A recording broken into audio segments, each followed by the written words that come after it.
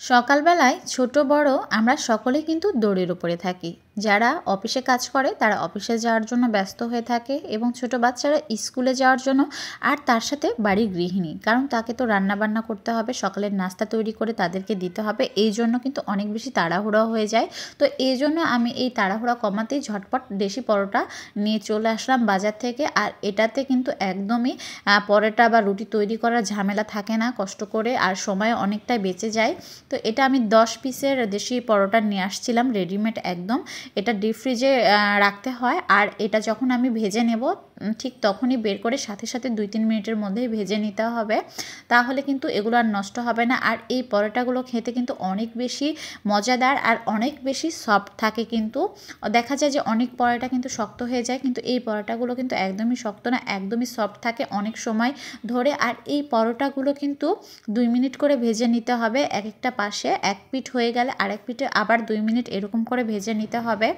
তো আমি আমার যে কয়টা লাগবে তো সেরকমভাবে এক এক করে ভেজে নিচ্ছিলাম।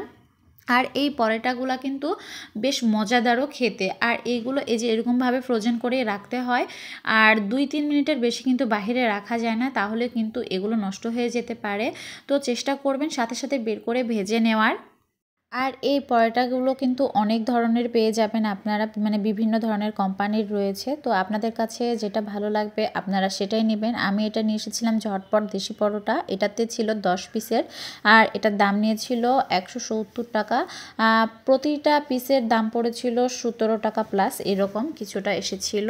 তো আপনারাও কিন্তু এটা চাইলে বাজার থেকে নিয়ে এসে খুব ঝটপট অল্প সময়ের মধ্যে সকালের নাস্তা তৈরি করে দিতে পারেন। এতে করে কিন্তু আপনাদের ঝামেলাও একটু কমে আসবে।